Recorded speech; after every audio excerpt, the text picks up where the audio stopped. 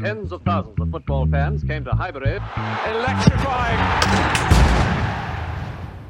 Yes, guys, welcome back to the Cannon Podcast and another episode of Scouted. It's happened. I've fallen in love again. We've done Rafael Leao this time. Just did an hour looking at clips of Leao with my boy George. That's available on Patreon and as YouTube members as well. But on Patreon, you get a 7-day free trial. You can check that out in the link below. Clips of him scoring lots of goals, looking very, very good, looking very nice and very nice. I'm annoyed, George. As people know, Leao's a player that I absolutely love, and I keep sort of trying to talk my way out of it. But it's some of the stuff we're seeing. There are some concerns which we'll get into, and certainly some issues with the player. But yeah, we'll certainly come to all of that. Thank you all for being here. Make sure if you're watching us on YouTube for the first time, you like and subscribe, etc. And yeah, let's just get into it. We're here to talk the deal, the player, the concerns. Yeah, let's just get into it. Rafael Leao, I'm sure people know, AC Milan left winger, came through at Sporting, then went to Lille for a year, then moved on to AC Milan, of course, where he won the Serie A title a couple of years back. Really interesting player. George, if people haven't seen Leao, I don't know what they're doing, but give us a sort of headline view of the player. He's the type of player that wins you games, quite simply. Sign him.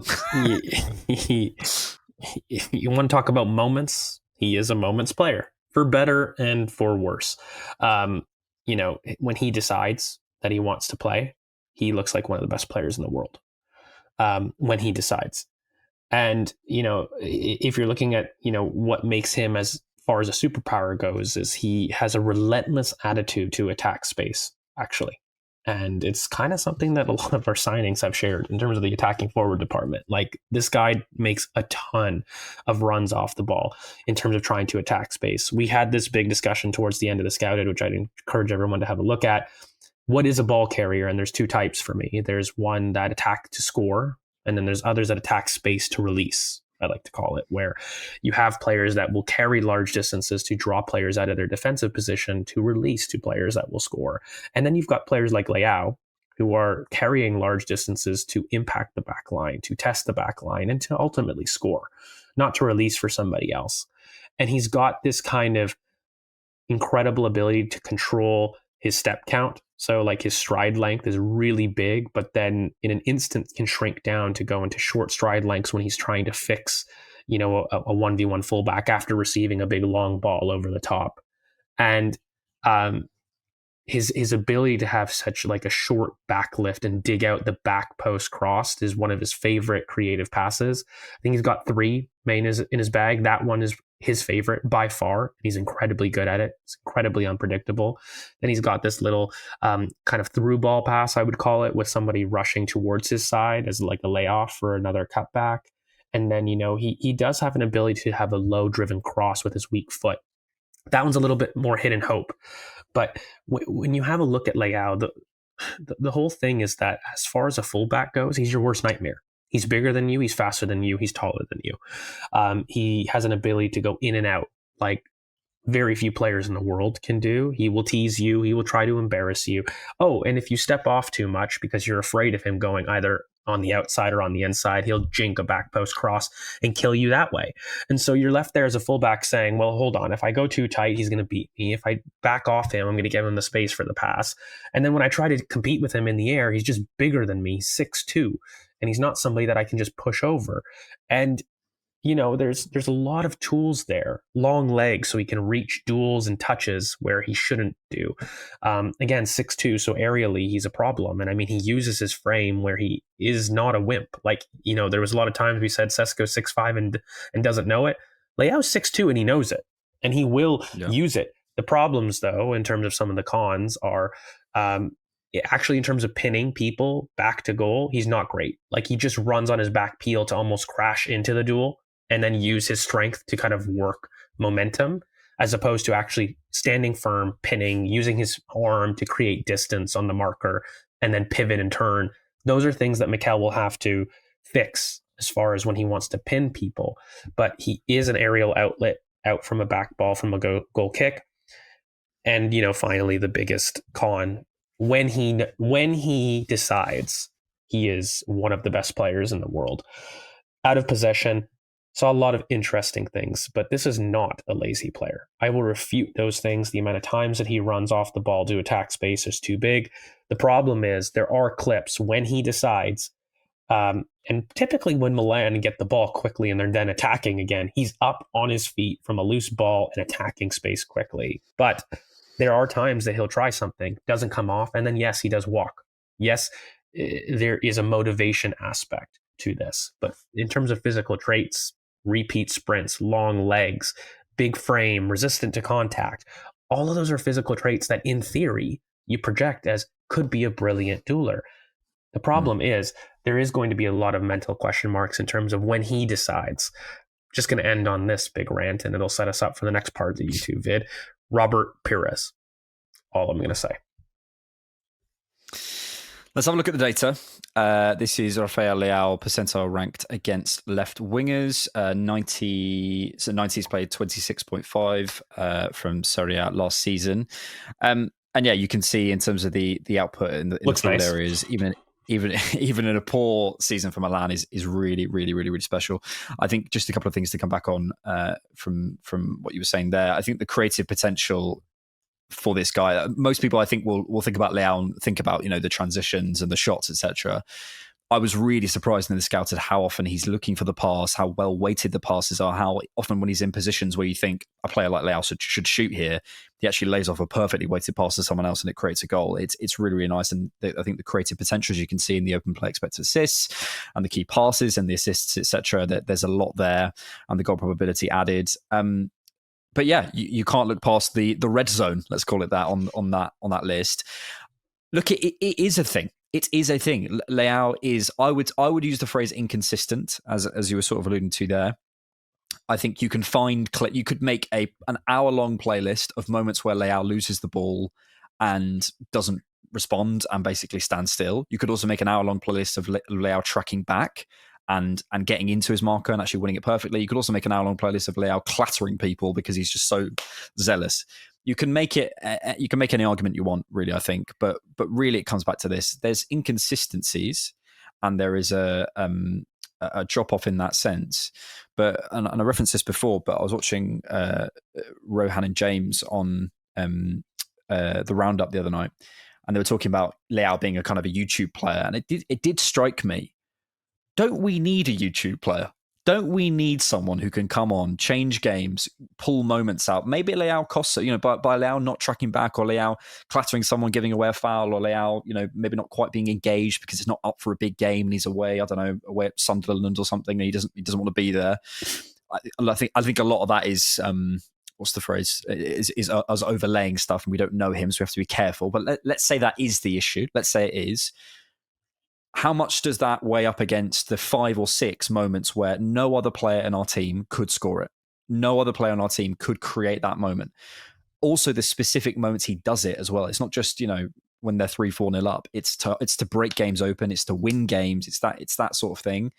And I think you just have to weigh those two things up. And we sort of discussed this, didn't we, towards the end with Mikel. Maybe a couple of years ago, Mikel Arteta would have gone, this isn't the sort of player I like. I want everyone to be locked in sort of post 22-23. I think I've spoken many times about the overcorrection. I think that's happened. I wonder with Gyökeres and Madueke and Eze and the links that we're having, whether he's more open to a player like this now. So, but yeah, there's some really interesting stuff in the data. In terms of the deal, George, I mean, there's nothing to go off. This is purely Arsenal fan related. There was some stuff from Ben Jacobs saying that Milan might be interested in selling because they didn't get Europe. Potentially it's all kind of, everyone's been spoken to. There was some stuff from Foot Mercato a while back saying that Andrea Berta spoke to Leao's camp, and I'm sure he did. To be honest, I think that's quite an unreliable source, but I'm sure he has spoken to everyone in Europe who's a top winger. How do we approach this? Because I think this is something that doesn't feel very strong at the moment, but it is a player that I look at and go, he has legs. And if this had legs, you sort of made a point in the scout, and I think it's bang on. We spend so much time as fans going, yeah, but if he did this and moved this and platform that player, whatever, if we signed him, the rest of the league goes, oh, and that's big. And every single player in the league goes, oh. I'm not going to have an easy time up against Martinelli. I'm not, maybe Castagna is the only one who might be worried about Martinelli at the minute. But, apart from that, I think most fullbacks would think, I fancy my chances today. 1v1 against Martinelli, I fancy my chances. Against Leao, long day. And I think the final point I'll make is this. The stock, we may think, as the Gyökeres Madueke, we might think we're stockpiling talent. This is too much. I look at Liverpool. I look at Chelsea, I look at City, I look at Madrid, PSG. These guys stockpile talent after talent after talent after talent. They've got 6, 7 options up top in different areas. And Leao is things that we don't have. He's further things. Eze is things we don't have.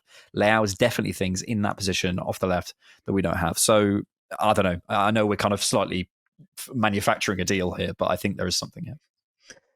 There's symmetry to a lot of the signings that we've made. We've signed an island of misfit toys. We've signed by committee this summer. And if you want to be like intellectually honest, there is a symmetry between the forwards that we've done. Endurance in the carry, ability to turn turnovers into quality shots, an ability to still have a powerful shot off both feet after a long carry. Those are some of the major traits that we've recruited in both Gyökeres and Madueke that get amplified with Leao. The thing that, we talk about, though, is both of those players, for me, represented some very valid cons. Both of those players had some limitations. Both of those players, by the way, around a similar ballpark of price tag, probably a little bit less, maybe 10 to 15 million euros less, depending on, your rumored reports. Regardless, within the same price bracket, we're talking about an island of misfit toys. And I do raise the point that I made on the Scouted.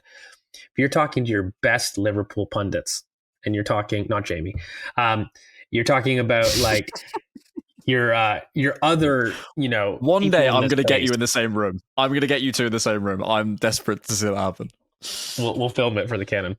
But regardless, if you asked every rival honestly, how do you feel about Leao joining Arsenal? David Ornstein Bomba comes up. Arsenal have agreed to deal with Leao. Bar the troll accounts, what are people actually saying? They're saying, "Oh, that's a problem. That is and that should tell you more than anything else." And look, I kind of teased it at the beginning of the video in terms of Robert Pires, and I'll expand on that point right now. We need to brush up on our history a bit, as Arsenal fans. We haven't always had the hard-working players. Like, Perez wasn't alone. Look at Anelka. He was a diva. Look at some of our best players. Look at Robin Van Persie as well. I wouldn't call him the most hardest working center forward. You look at some of our best talents and what they've been able to do. This prerequisite is something that we absolutely have got from Mikel. It's given us major success. But equally, we look at the hazards of this world, and they would never have existed if we took the hard line of ignorance and applied what we wanted in every scenario. I'm not like that. I'm just not like that as a person. I think that there's very valid faults. This isn't the perfect player by any means, and there's definitely valid questions. But if you've got a player that's willing to win you the game in moments, in the words of Fabio Vieira, we will do the defensive work if you win us the game. And Arsenal fans have been crying for a bit of that. And by the way, we have one of the best transition defenses in the world. What was the point of stockpiling all of this talent? What was the point of Gabriel Saliba, Declan Rice? You want to add Timber to this.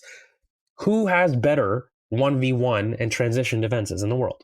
Name me a team who has a bigger depth with Mascara. What was the point of building this if not to commit more men forward? More men. I'm not even talking layout. What was the point of doing that? Okay?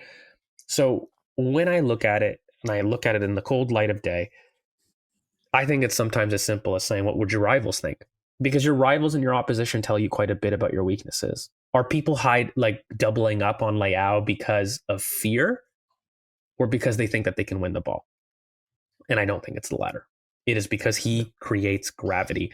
And we don't have another person in the front five other than Saka that creates that gravity and that worry. He will immediately walk in and people will put two people on him, and that will immediately create space. It already changes the dynamic. And I will end on this. If you're talking about trying to recruit a player that fits the current left wing role the most in world football, there is no better than Rafael Leao. If we're talking about change, there also is no better than Rafael Leao, because this is a guy that's versatile. He can play as a center forward later in his career. The times that he's offering himself in central zones, he's not just a left winger. There's definitely some versatility here about where he can go on the pitch. But sometimes the biggest risk in life is a mental risk. When it's talent, when it's physical, there are certain things that you can work with. But when a player decides that he's on it or not, that is a big risk. It's probably the biggest risk that you can make in football when you're betting on character, because you're not there in the room. I don't like giving up on people in general, and talent-wise, physicality-wise, transferable quality-wise, whatever you want to say, we had concerns with Madueke on character, so to speak. I don't agree with that, but like there was so-called concerns. We have recruited concerned players in Trossard and in other players. So if the team meets him and they're able to feel confident in their prediction there, and if I was just basing this off talent, including the weaknesses out of possession, I would sit there and say that Rafael is one of the very few that I would immediately put the tag of front 11 upgrade. Not just a tool in the toolbox, but upgrade. And that's one of my minimum requirements from the forward department all summer. So, yeah. I will finish with something I've said many times about Rashford. And it applies to Leao. It applies to all these types of talent. I love you, Marcus. I love you. Will you marry me? If you think the entirety of your off-ball game will fall down based on one player, your off-ball game isn't as good as you think it is. If you think your culture will fall down based off one person who doesn't fully, maybe you don't like the look of him for whatever reason, I'm not going to get into why, your culture isn't as good as you think it is. And I'll say that every single time about we worry. And what Arsenal miss is a player who, and maybe we've signed him in Gyökeres, and this is the I'm sorry, you might look at me. Not you, everyone listening. Even if you are the biggest Gyökeres fan in the world, you cannot look me in the eye and say to me, I know he is going to replicate what he did in Portugal in the Premier League. You can't tell me that. Everyone is saying, you can say, I'm really confident, I think he will, and fair enough, that's up to you. You can't tell me you know. What I can tell you is what I know is a lot of the stuff from Leao will translate to the Premier League. And I want that player who people look at and kids get on the back of the shirt, and it's that sort of player. And he gets you off your feet. And whether he's the perfect player, whether he lets us down in other areas, who knows? But again, as I go back to it, if your whole team falls apart because of one player, it's not as good as you thought it was. We'll finish there. Thank you all for joining us on The Scouted. As always, we'll be back with more Scouted. We've got tons of Scouted. You can check out all the other ones we've done. We did an Eze one recently. We've done all the signings this summer. We might even get a Jacquet one at some point if we're actually going to sign that guy. We'll get back on the rewatches at some point, and we've got loads of other content and stuff to come. Just to say thank you for supporting us on YouTube. Thank you, George. Thank you, good sir. Thanks so much for watching, and thanks for keeping it Arsenal. Tens of thousands of football fans came to Highbury. This was one kind of queue the ladies thoroughly enjoyed. Electrifying. Inspiration.